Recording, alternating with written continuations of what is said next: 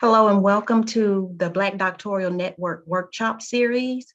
And I am Dr. Janie Robinson, and I'm an associate professor at Texas Christian University in Fort Worth, Texas. We are recording this session, so please make sure if it's any sensitive information that you don't want to share, that you please let us know about it so we can stop recording it. Also, the chat is available for questions and comments. And in addition, there will be a brief evaluation after the presentation, and I'll post the link in the chat, and it'll take about 2 minutes to complete.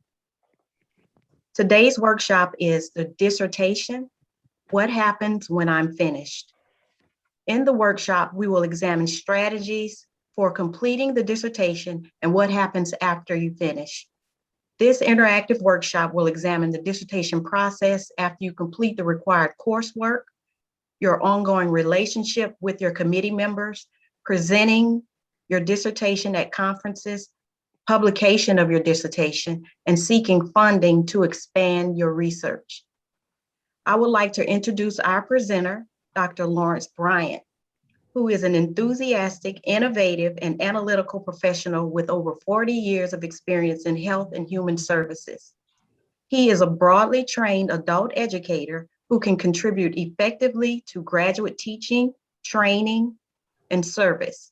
He provides leadership and dissertation mentoring and supervision and expertise in the use of technology to enhance instruction, learning, discourse, structured meetings, and presentations at national and international conferences. Please welcome Dr. Lawrence Bryant. Hello, everybody. My name is Dr. Lawrence Bryant, and thank you for that wonderful, wonderful introduction. And it's always an honor to do work with the Black Doctoral Network.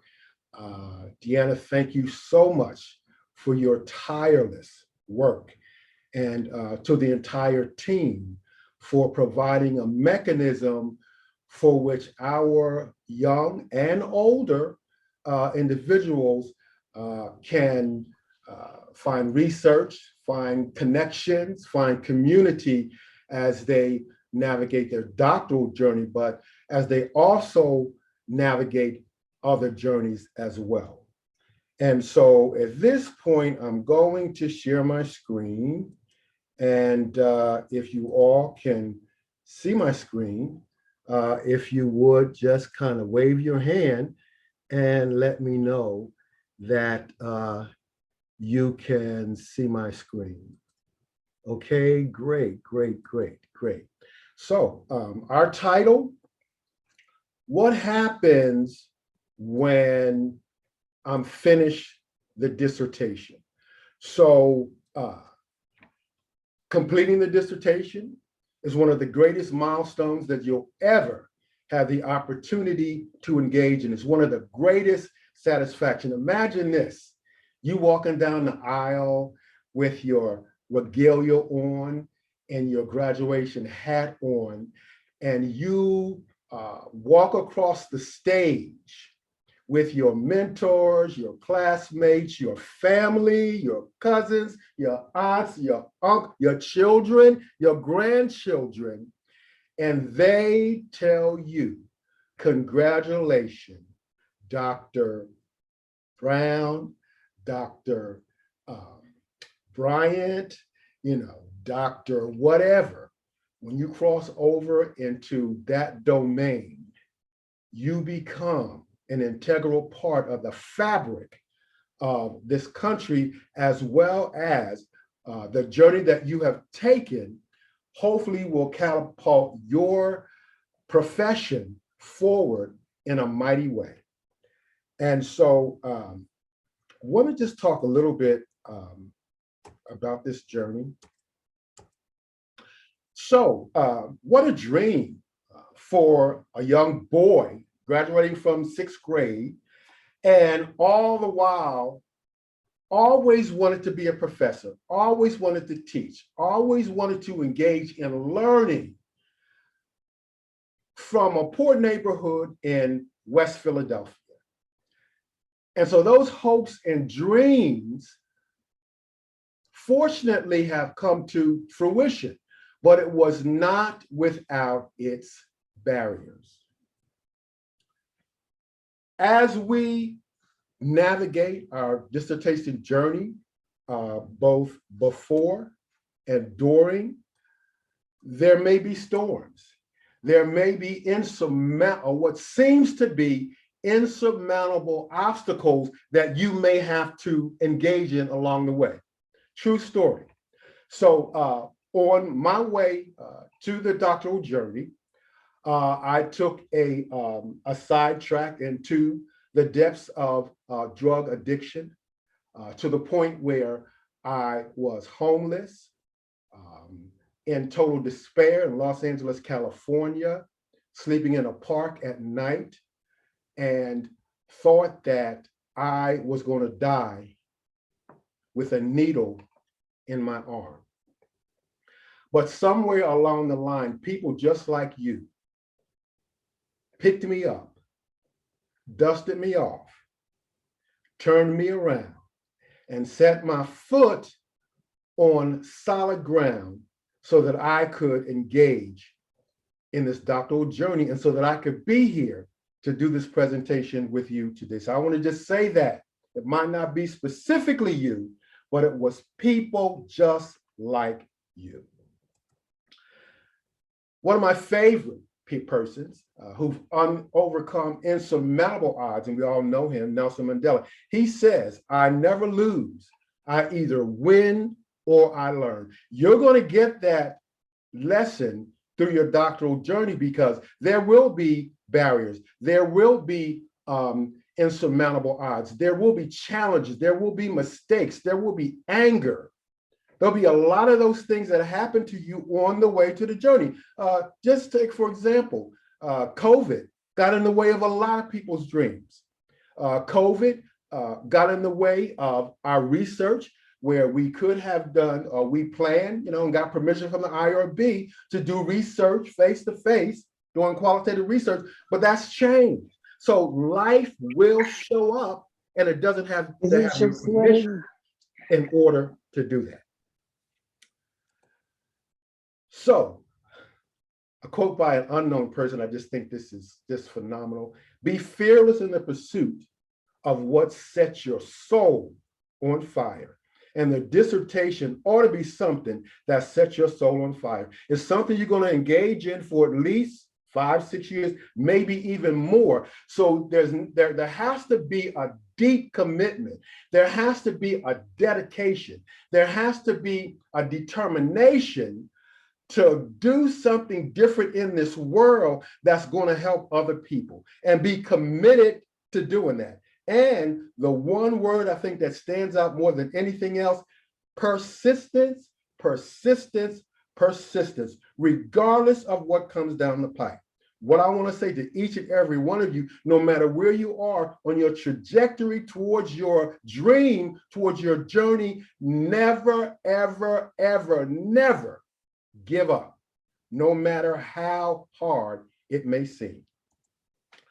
So in terms of what we're going to discuss today, we're going to look at the beginning impacts of the journey, because when we talk about what happens when we finish the dissertation, we got to talk about some of the things for some of you who haven't finished yet, and I don't know what along the pathway you are, but there's certain things that should be done during the dissertation process that has pretty important implications for what happens as you are searching your career goal.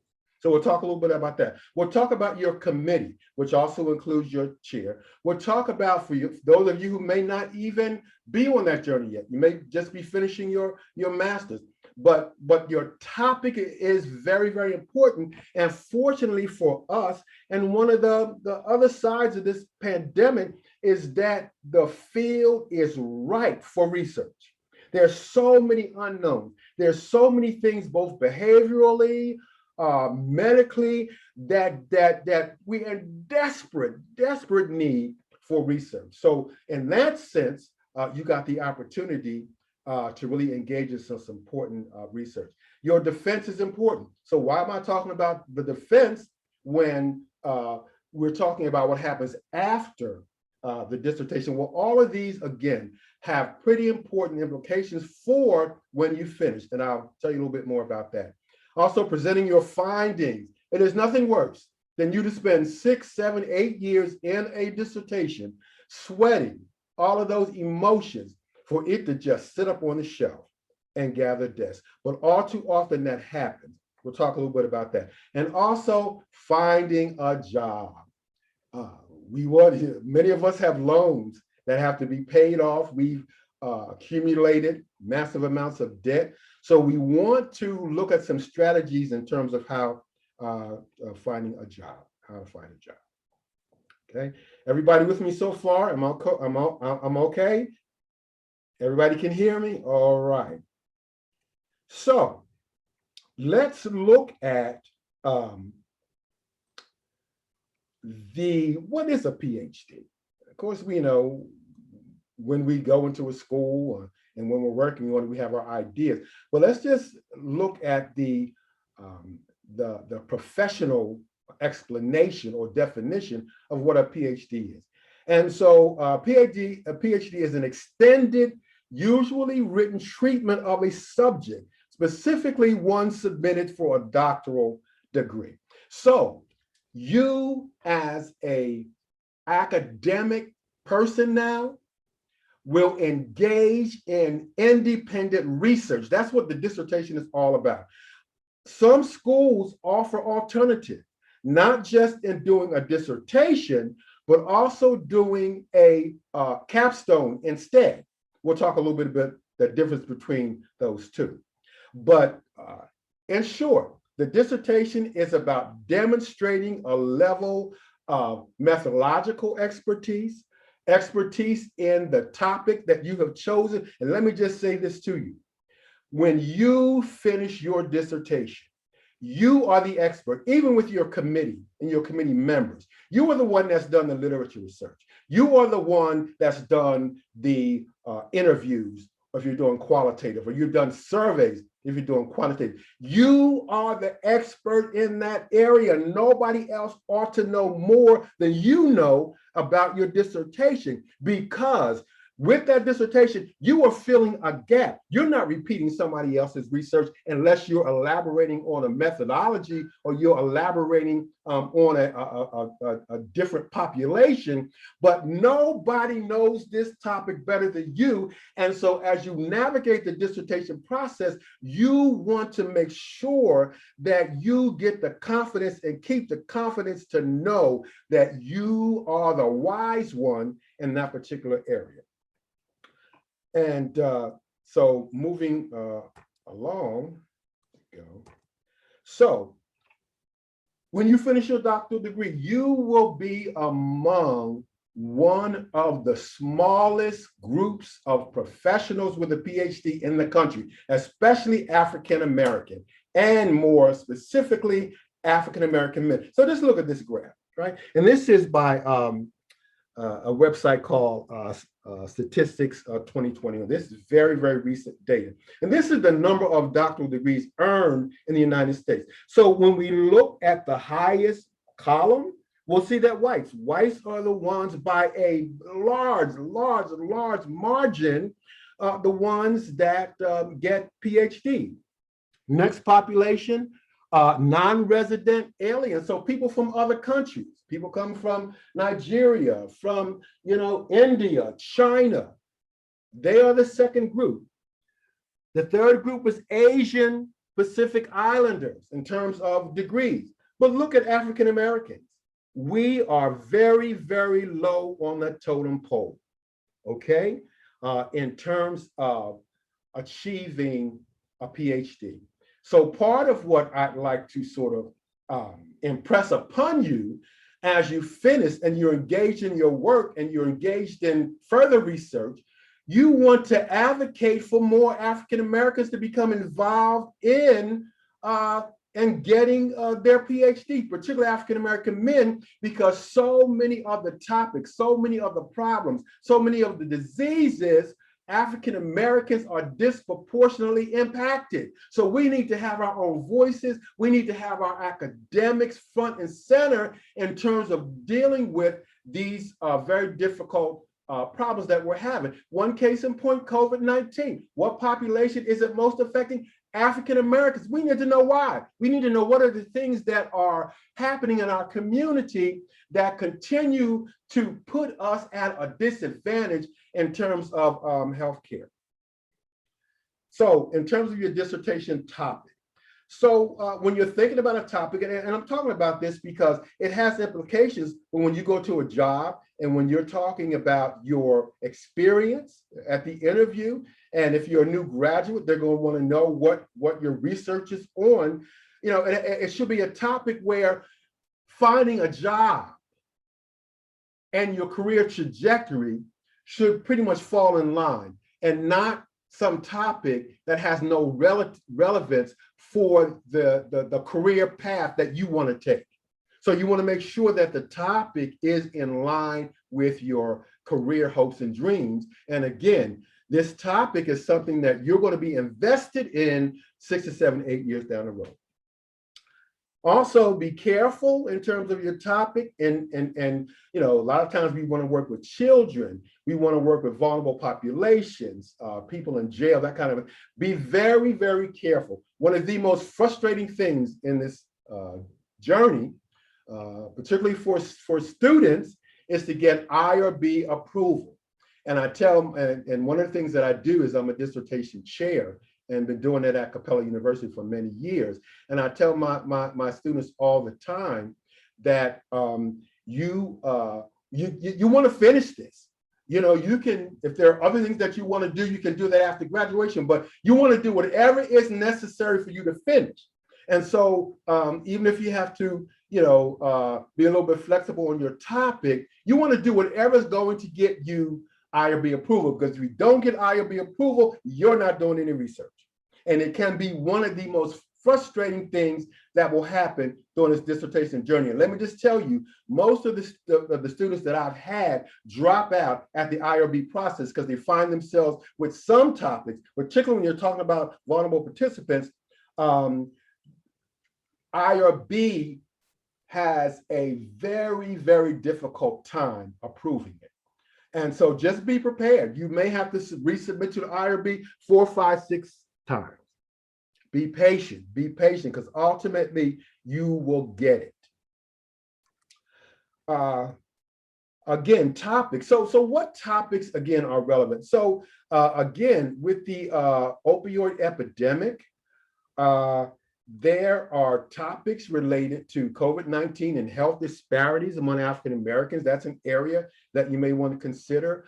How about COVID-19 and special population? We know nothing in terms of evidence-based research of COVID-19 in, let's say, special populations like LGBTQ. Okay, that's ripe for research. What are vaccine uptakes in the African American community? We know that we have a history of mistrust of the healthcare system, as well as academics, and for good reason.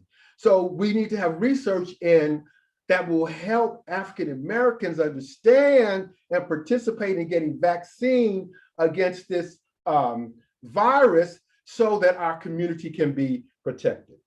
And also, one of the other places that I always send my students is to Health and Human Services and their Healthy People 2030. It is just ripe with topics that the government considers important in the next, well, it's 2000, yeah, it'll be the next 9 years. So these are the areas that are very, very important within the next 9 years. One area, addiction, substance use disorder, a big area that the Healthy People 2020 say is very, very important for research, and research that's probably fundable research. Sexually transmitted diseases, HIV and AIDS, because of the COVID-19 and because there's an increase in substance use disorder and overdose, that also correlates with the increase in HIV/AIDS. We had it under control, but there are other areas now that's becoming more problematic because COVID-19 has driven substance use disorder to a very, very high level. Vaccinations, we already talked about that, important. Health communication is another area that is ripe for investigation. That's part of the Healthy People 2020. Also, you may consider, like, what population do you want to work with? Do you want to work with the elderly? Do you want to work with adolescents? Do you want to work with men, women, LGBTQ?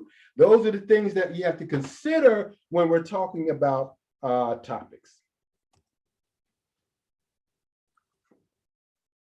So, your team that will guide you through the dissertation process. I don't want to say the most important one, but a very important element of your team. At most universities, you have 3 people as part of your team. Some universities, it's 2 people. But for my university, I graduated from the University of Georgia, it was 3. So you have your chair and you have 2 committee members. And part of what I like to say to the person who's not gotten to that point yet, that may be finishing their master's and going into their doctor, take time selecting your team, because the team can make you or break you. Take time to ask questions. Take time to interview them, because they are the ones that basically will determine whether or not you graduate. Be very, very knowledgeable about the person, and also making sure that you get this gut feeling that they are invested in your research, okay? And so the research committee, and again, the university, has different policies, either 2 committee members or 1 committee member, but the committee members are an additional eye and an ear for your research. But your committee chair is the one that should be your direct sort of conduit in terms of the research. Then there's the chair that then sends out information for the other committee members to evaluate and assess. But it's between that, and I tell you, and I've had this happen to me, where students will circumvent the chair and go to other committee members for advice, and it just becomes very convoluted when you do that, and it then also may promote dissension within your committee, the very last thing that you want to happen. It also, the team assesses the learner's competency as a researcher. So they will determine if you have what it takes, and not everybody does. Not everybody does. So they are the ones that determine whether or not you do. And also, this is very important in terms of your team. They are the ones that may provide reference letters for you when you graduate, particularly at the PhD level. If you're, for example, going for a job in academia, you've got to have reference letters, and they have to be professionally done. If you are in a institution once you graduate and you are for tenure, or you're on a tenure track, you've got to have researchers that are part of a team that provides reference letters for you. And they have to be impeccable in terms of you getting tenure. The oral defense. So this is where you're defending your dissertation. You are telling why you did the work that you did. What was it inside? What was that thing inside of you that was that burning flame that allowed you to decide to do this kind of research? So in terms of the oral defense, be prepared. It's not a lynch mob. It's not an opportunity for your team to just castrate you. It's an opportunity for you to practice expressing your research. You got to be able to talk about your research, and you've got to be able to talk about it very concisely, because you may have 10, 15 minutes. And why I'm saying this is because this is practice for when you do your interview for a job. You know how to present your research in a very concise manner. If you're sitting at the table and you've got a team from the search committee asking you questions, they don't have 15 minutes for you to tell them about your research. No, it has to be fine-tuned. The most important elements have to be front and center so that it's understandable. Know your time limit. And this is for your dissertation, your oral defense. Make sure that you stay within the time limit. So how do you know whether or not you're staying within the time limit? Practice, practice, practice, practice, practice. And it's nothing wrong with having someone sit down, one of your classmates, and see you or listen to you present your oral defense before you actually do it.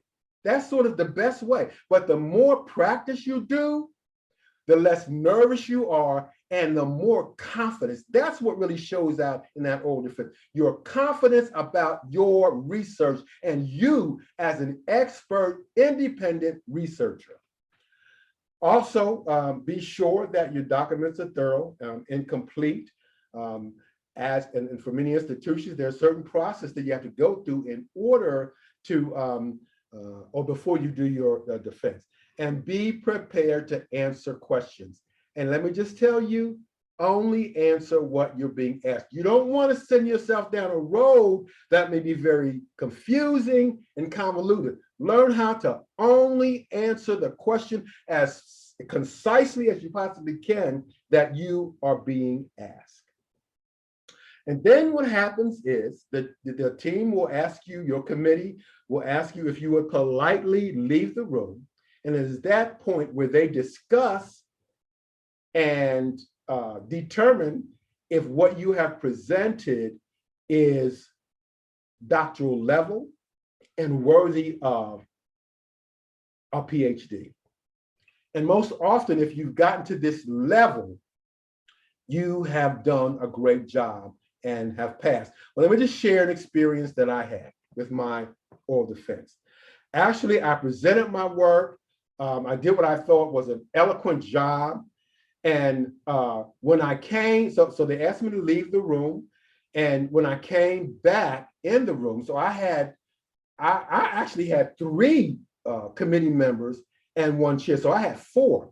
But when I came back, my chair says to me, one of our committee members has a problem with some of the mistakes that you've made in terms of writing and your dissertation. And so he had never said anything to me before about this. Nobody else on the team had said anything about my writing, my grammar, that kind of a thing. But that day, what they also do is they go through your dissertation, they kind of mark it up and give you suggestions.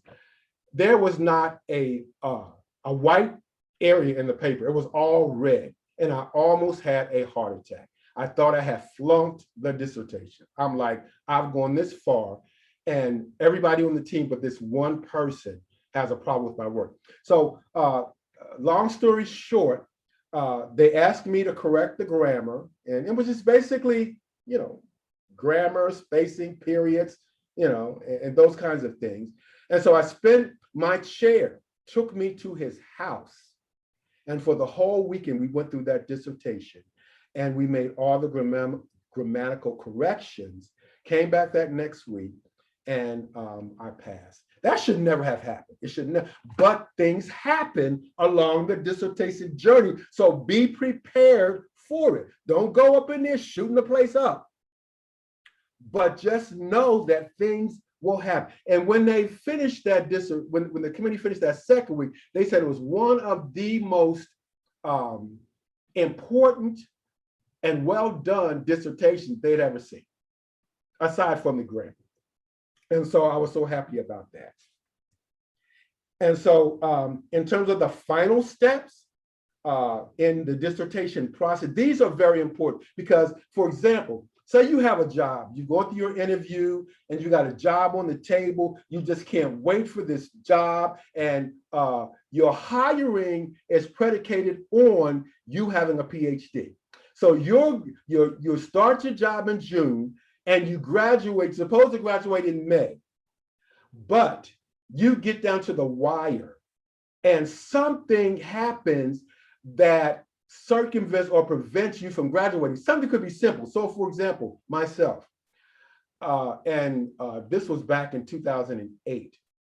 And I went to submit, and how I got to the last minute, I don't know. But I waited till the last minute. And then when I went to submit my document, because you have to submit it for publications, it wouldn't submit. And I was having a heart attack. And it was like 5 minutes before the allotted time, which meant that I would not have graduated. If that wasn't submitted, I would not have been able to graduate that semester. I would have had to wait till the next semester to graduate. Fortunately, the power of prayer, I tell you, it was like 1 minute before the hour, and finally the dissertation took. But what I'm saying is to you, to make sure that you do things ahead of time, however you're supposed to submit it, the different process, know that like the back of your hand, like what you're supposed to do. Write it down. Have you a book next to you that says, I need to do A, B, C, D. So for example, with our, at Capella, your chair has to review your dissertation or capstone. The committee has to review the dissertation or capstone.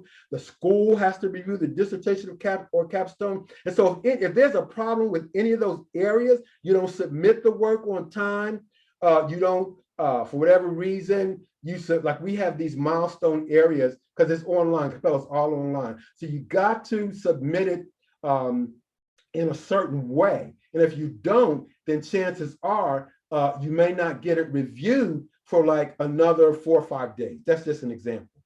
Also, it has to be submitted for doctoral publications, at least at our institution. What does that mean? That means that the school would check it to make sure that the dissertation is formatted properly, that everything that's supposed to be on each page is on each page. And this is the time when they make sure that your I's are dotted, your T's are crossed. For example, your acknowledgement page, your title page has to be exactly the way that it's supposed to be. If not, they will send it back to you. And chances could be that it could take another 10 days before you get it back again. Know what how you're supposed to submit this. And ultimately, it is published in PubMed for the world to see. And they want to make sure that, or it's published, not necessarily in PubMed, but in the dissertation archive. And then you have a final conference call with your team. And that's when you also, at least for some, it's the oral defense when you're face-to-face. And we also have a final call, which is really your defense. So the same applies there. Then the last step, the very last step, for us at least, is the dean's review. And the dean has to make sure that everything is in order, no bills outstanding, that kind of a thing. And once you get dean's review, then you can go crazy. Then you can, that's graduation.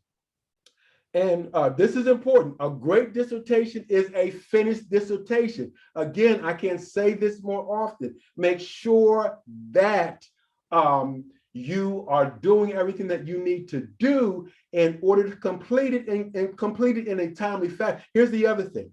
You don't want to run out of money during your dissertation. You want to wait until, for example, the last semester to find out you have no more financial aid. That would be disastrous if you could not finish your dissertation because you run out of money. Most of us do not have deep pockets like that. So be aware as you go along each semester where your finances are and how you are. And also, you don't have to dig out $5,000, $6,000 out of your pocket when you could have gotten financial aid or some other resource. Be very, very aware. Also, be aware of your timeline and making sure that you won't time out of the program. And I've had students to do that. They get, to their last semester, but yet they've been in the program for 10 years and they've had one, exception after the other. They're given time, extra time and again. And the university gets to a point where they just won't do it anymore. And you're, at your last semester. And so just be very, very careful and cognizant of your timeline. So this is where, again, you can go crazy. Treat yourself. Go on a trip to Japan, to South Africa, to Nigeria. Go somewhere, do something, because you have done something that very few individuals on the face of this earth have done. So celebrate yourself. Have your family celebrate. And because you definitely have done a great job. So presenting your dissertation to the world. So the last 10 minutes I'm going to take with talking about after the dissertation. So just remember, many of the things that I mentioned earlier have implications for the dissertation when you finish it. So publications, again, it makes no sense to work on a dissertation or a capstone. And let me just say, because I didn't really tell you what a capstone is. So the difference between capstone and a PhD or dissertation is the capstone, you're able to, for example, go to a community-based organization, ask them what are the gaps in their services, and then you can fill that gap in terms of an evidence-based research that will add to that organization's structure, their mission, their goals. So you're filling a gap. So for example, one of my students did a project in respiratory therapy and pulmonary rehab. And this particular organization was having problems getting accredited for pulmonary rehab. And they wanted to know what they were doing that will prevent them from getting accreditation. Well, my student went in and looked at exactly what they were doing, brought in evidence, and finally set up and gave them very, very concise recommendations on how they can complete successfully their accreditation. So things like that, you're making an organization better. And it could be an organization that you're already working in. And that way, you know what's needed in that organization. You know where the gaps are, particularly in service. So in presenting your findings, now this is where you start to be introduced to the world. This is where your research goes beyond the research committee and the university. So one of the areas that you can present your research in the call for papers at the Black Doctoral Network. You can present your findings there. And let me tell you, these are the areas, these are the places that you are going to find contacts for work. So for example, to be able to present your work at a conference, and then you see other individuals from community-based organizations, they'll come up to you, they'll ask you questions about your research, even if you're just doing a poster presentation. If you're doing a poster presentation, people are going to come by your site, your poster, they're going to ask you questions, they're going to tell you where they're from. Of course, you're going to have your business cards. You're going to have your business cards. Let me say that again. You're going to have nice business cards to give to them, but you're also going to take their information. And you're going to follow up, you're going to call them because you're going to tell them, look, I just graduated and I'm looking for work. And this is where you start to make connections for work. Conference proceedings. This is where some of your work can become published. At conference proceedings, it actually is an opportunity for your work to be written up in a conference proceeding and published. And so these are some of the ways that you get your work out there. You get other people noticing your work. Also, make sure that you always put your contact information, your email address, your professional telephone, those kinds of things, so people can get in touch with you. Professional meetings. So your organization, whether it's if you're in public health, the American Public Health Association, these organizations all have conferences. They have yearly conferences. Some of them have quarterly conferences. Even the Black Doctoral Network, they don't just have conferences once every other year. They have different conferences as well. You want to attend as much as you can every single conference so you can present your work so other people can see your work, so you ultimately can get a feel for the field and get other people talking about your work. Also, the organization where you did your research. They're the ones that know you. They're the ones that know your work, especially if you've done a capstone at an organization. They may be one of the first ones that may hire you. So you're going to want to make sure that you keep those connections, keep those relationships, keep the relationships with each. I've graduated over 12 years and I still am connected with my dissertation committee because I published maybe 3 or 4 articles with my chair. Webinars, you can do your own webinar with Zoom now. Everybody is, on the Zoom platform now. You can do your own webinar and present, for organizations, however you want to market that. But do, something like that so that at least when you're ready to present, you've got it all done. It's better to have an opportunity and be prepared, to be prepared and not have an opportunity than to have an opportunity and not be prepared. Okay. Call for papers. You'll see those all the time, and get on different, lists so that you're able to know when organizations are having call for papers. In that way, you'll be able to present your research on a wider scale, whether it's nationally, even internationally. You're going to want to make sure that you get on these different listservs so that you're able to get information regarding your dissertation, your research findings. Okay, almost done. So journals. Now, this is the heart of what you want to do, how you really going to get your research out there. And there's nothing more appealing to someone who is hiring you than for you to already have an article published or in the process of being published. So look at the journals firstly that's associated with your profession. American Public Health Association. I'm a respiratory therapist. We got respiratory therapy journals. So make sure that you write them down. Look at your reference list from your dissertation. Look at the websites and the authors that you put in your reference list, and that way you can also see some of the journals that they have looked at, and some of the journals should give you an idea in where you can publish. Determine how you want to publish your dissertation as well. And what you can do is you find a journal that you think may be interesting. Before you just go ahead, first of all, look at the specifications on the journal's website. But you can send in an inquiry and ask the journal editors whether or not your research is something that they may be interested in. Okay, I'm gonna move a little bit faster because we got a couple more slides, but I want to save time for questions. Okay, so finding a job. Here's the meat.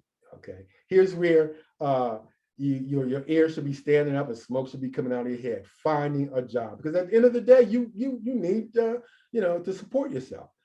So finding a job. So the first thing to do is consult with your academic career center. They have milestones, information, they have a job board. They can give you tips on how to do your resume or your CV. Please take advantage of that. Connect on LinkedIn. This is a great resource for finding jobs. Cultivate your interview skills. Practice. I know many of us think, well, I got this, but you want to make sure that you show confidence, and they're interviewing differently now for a lot of organizations. They're not doing face-to-face interviews. So you've got to come through in a different way when we're talking about interviewing via Zoom, okay? Again, attend conferences, business cards, and be patient. And be persistent. It may take you a while to find the job that you want, but please be persistent. So let's just look now. So the University of Pennsylvania has a great career center, and these are just some of the suggestions that they have.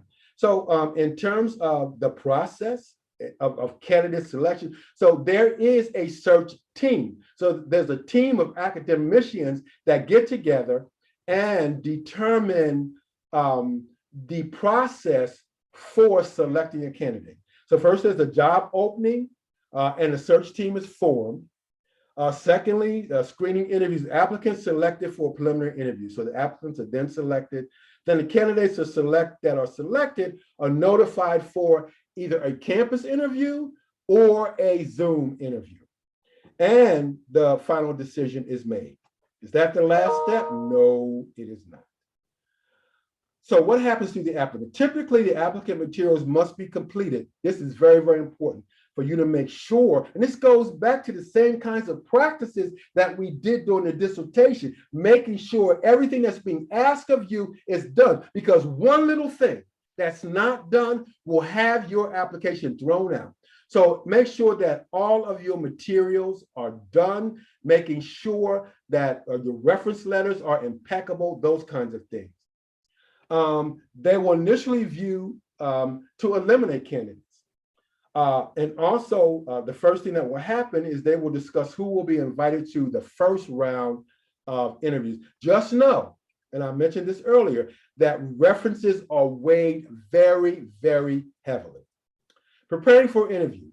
I'm not going to spend a lot of time on this, but again, practice, practice, practice. Attend job talks in your department.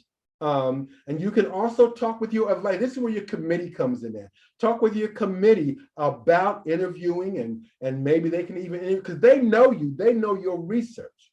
Okay, so that's just some of the basic. Some of the advanced, practice how you're going to answer questions. Your research goals. This goes back to that oral defense. Remember I told you about that?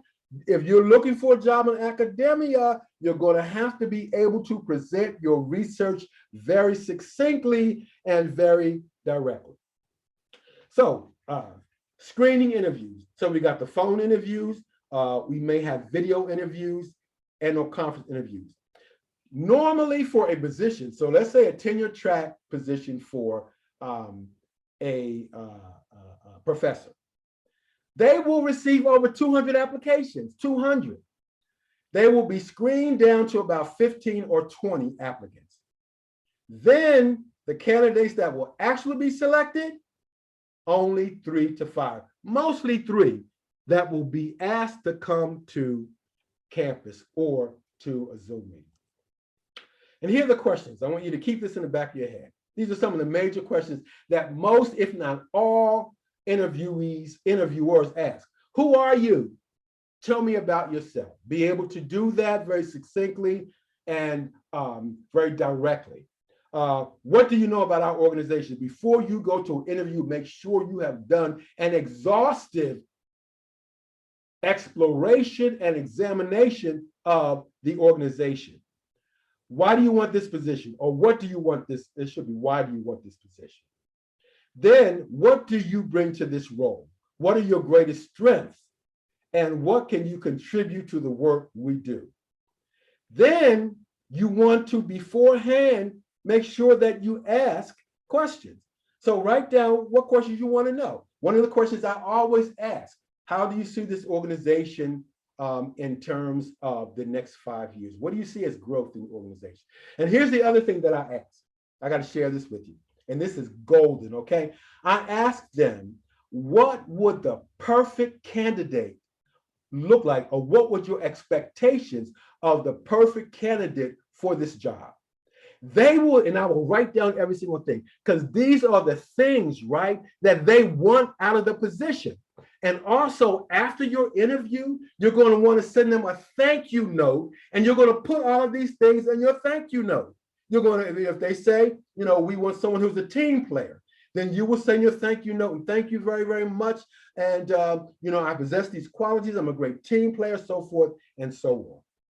So that's the last. I think I'm doing pretty good. We got like 10 minutes for questions, a little bit over, but great. I am really, really grateful to be able to have done this for you and to answer your questions. And I just want to leave you with this quote. I just want to leave you with a very, very important quote. And this is by my hero, Martin Luther King. In a real sense, all life is interrelated. All men are caught in an inescapable network of mutuality, tied in a single garment of destiny. Whatever affects one directly affects all indirectly. I can never be what I ought to be until you are what you ought to be, and you will never be what you ought to be until I am what I ought to be. This is the interrelated structure of reality. What does that mean? It means this whole process, you don't have to do it alone, that there are angels that will be sent along the way that will help you when you need it most. Make sure that you don't alienate people. Make sure that you connect with, have mentors so that these people can help you and be a part of your journey along the way. Thank you very, very much. Thank you, Dr. Bryant. So now I'm going to address the questions that we have in the chat. And then if you guys have questions, please raise your hand. So the first question, Dr. Bryant, is, do you have data about the ED, the education doctorate degree earners? How many?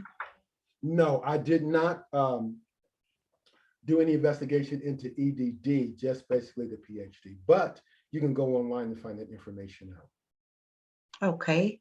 And however, let me just say that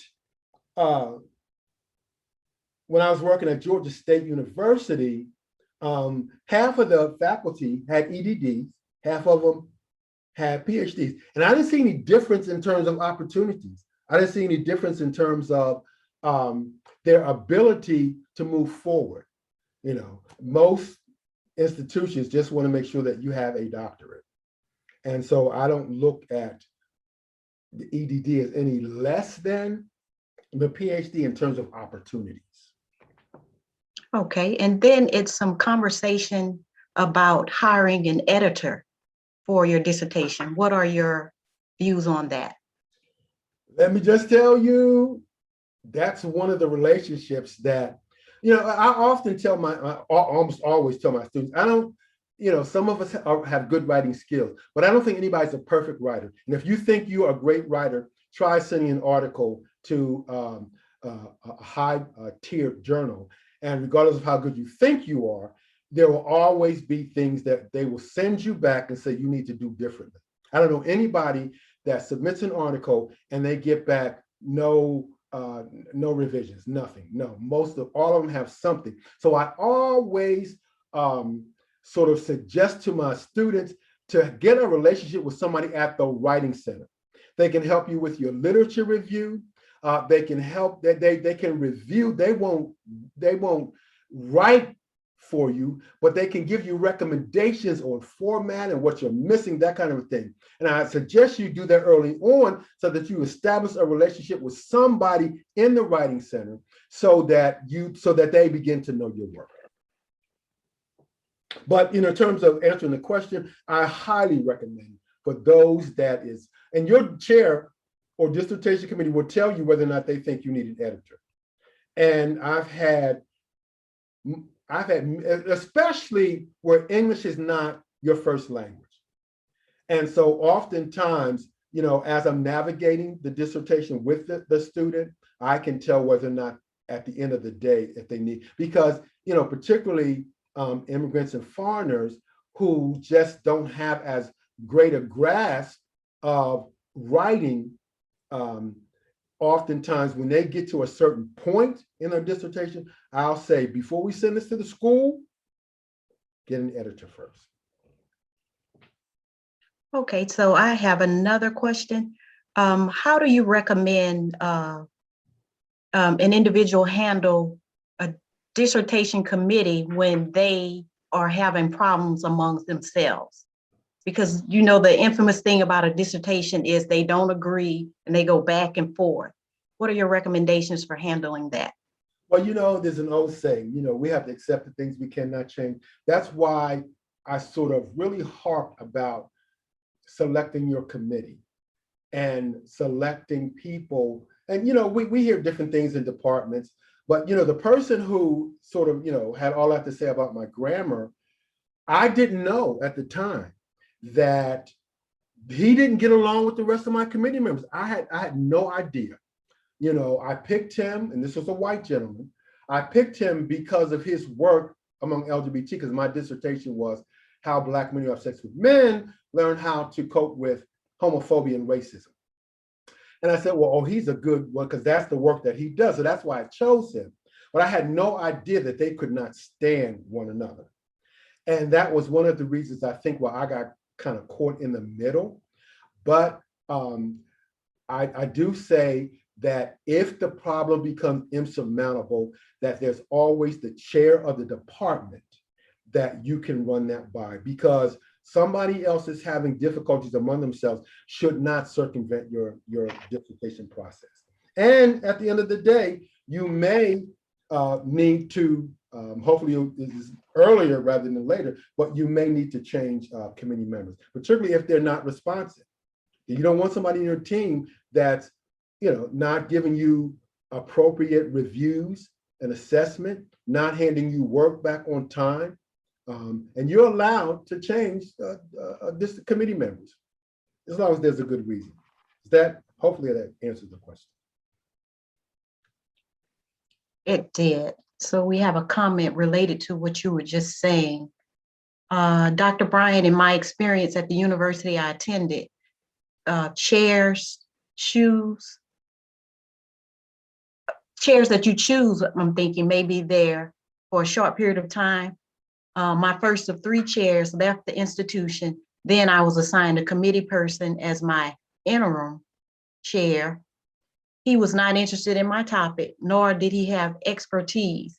It was a journey, but I advocated for myself and found a member who was willing to work with me. Absolutely. And like I said, you have the autonomy to select who's going to be on your team. If you find that there's somebody on your team that doesn't have your best interest, and unfortunately for some committee, some members, again, they change, they go in different directions, they leave the university. So unfortunately, and that's why it's so important that you work through your committee chair, because the committee chair knows everything. And if you have to change committee chairs, then you may have to take extra time in order for you to sort of explain to them your journey, where you are, and hopefully you get a sense of whether or not they buy into your dissertation. So hopefully you're not just given someone as a chair, but that you have the opportunity to select the person that you want. Okay. And I have one more question. After completing a dissertation, most of us were just completely burned out, especially on the subject matter. How would you recommend we get that second wind to start back writing and establish research teams, groups in order to write? Go parasailing, go zip lining, jump out of an airplane, go deep sea fishing, deep sea diving, and I guarantee you, by the time you come back, you'll be a brand new person. You got to take time for yourself, and you got to celebrate yourself. You must celebrate this accomplishment, because you are, and you saw the chart there, that very few African Americans will achieve what you have achieved. And my family, gave me I went to Philadelphia. They took me to Maggiani's and they had a great party, and they gave me gifts and they gave me money. I had a big party over at my house and family members. You got to do all of that. You got to do all of that. And I still have those memories to this day. Okay, do we have any more questions? All right, so I would like to thank all of you for attending the workshop today, and also thank Dr. Bryant for the wealth of knowledge that he just gave us related to the dissertation process. So make sure you guys complete the 2-minute evaluation of the workshop. The link is located in the chat. And also I would like to ask 2 volunteers to remain on Zoom after the workshop, because we'd like to record some testimonials related to your experience with this workshop. And thank you guys for attending, and have a good rest of your day. And thank you.